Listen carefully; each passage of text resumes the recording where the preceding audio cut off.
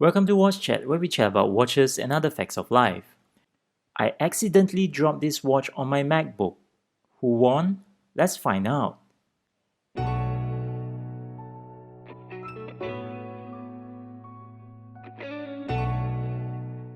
In my unboxing video, I mentioned that if you like the radical design cues from watches like Richard Mille and Hublot, but want something that doesn't cost you an arm and a leg, well, here is that something radical. If you missed that video, I'll put a link in the description below. So, do I still think that it's radical? The Dietrich OT1 has a unique dial and case design that is unparalleled with any brands. You have the common round, square, and rectangular dial that dominates every wrist of a watch wearer. This here has a hexagon shape. The entire construct of the case is made up of three main parts. The first part is the case holding the movement has a filet bow-shaped design in black. The top part is brush finish and the bottom part has a more matte feel. You can tell the difference by looking at the different shine they have. It's kinda amazing to see how the two meet seamlessly. The second part is the luxe that has a belt holder design that is also matte in black. It is screwed onto the core with 4 screws. The left side of the luxe juts out with a brush emblem carved into it, whereas the right side has a rounded hexagon opening for the hexagon pulled out crown. It feels like the entire lug is one piece of metal carved out. Not easy to make, not cheap either. The third component is the grey cap you see here, holding the sapphire crystal. From the crystal, there is a step down to the case. This part here is also screwed onto the core by 4 screws. The 4 screws also hold the scaffolding that runs cross-center on the dial, which has a design that looks like tree branches.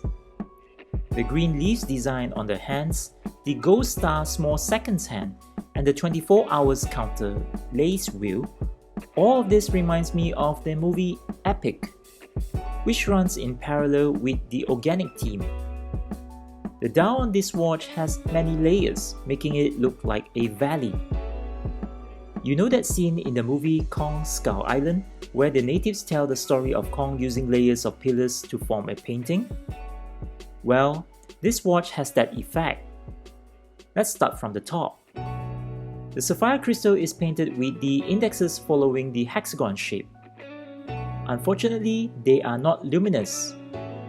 The second layer is the brand name and model label that is located at the top and bottom of the watch. The third layer is a small seconds and 24 hours counter indicator that is aligned with the tree branches. The fourth layer here is the chapter ring that only has the 7 to 14 minute indexes and the 38 to 44 minute indexes. The fifth layer is the grey metal that forms the main color of the dial. If you've not realized it yet, with every layer down the valley, the color scheme changes from grey to black and then grey again. The sixth layer here has the 12th, 5th, 6th and 7th hour indexes. It has the word automatic painted at the 2 o'clock and the luminous green at the 10 o'clock to help with the reading of the 24 hours counter at night. The watch has an awesome lume at the hour and minute hands as well. The last layer of the dial would be the Miyota 82 S7 caliber, which has a 21,600 VPH, 42 hours of power reserve, and 50 meter water resistance. The dial on this watch is absolutely captivating. The watch is measured 46mm wide, 48mm in height, and 14.5mm thick. This watch is pretty solid and heavy. I accidentally dropped it about 15cm above my MacBook, and surprisingly there was not a scratch on this watch. My MacBook on the other hand, a casualty of my recklessness. I think this watch deserves a lot more than its retail. The number of layers for the dial alone suggests that this is not an easy watch to construct, ergo not an inexpensive watch to build. To me, this is still a pretty radical looking watch. The thing about this watch is that it's not a dress watch that you can wear with a suit. However, I do appreciate how rugged this watch feels. This is also due to the very wide strap that they provide. The lug width on this watch is about 24mm. With this design, you will never need to change the strap with a tool. Despite how thick and wide the strap is, comfort is not compromised. What do you think? Between a Seiko, a 7th Friday, and this OT1, which would you prefer? Let us know at the comments below. Anyway, if you like this kind of video, please like, share, comment, subscribe, and hit that notification button to support me, and I'll really appreciate it and promise to upload more videos like this. Until the next one, thank you for watching.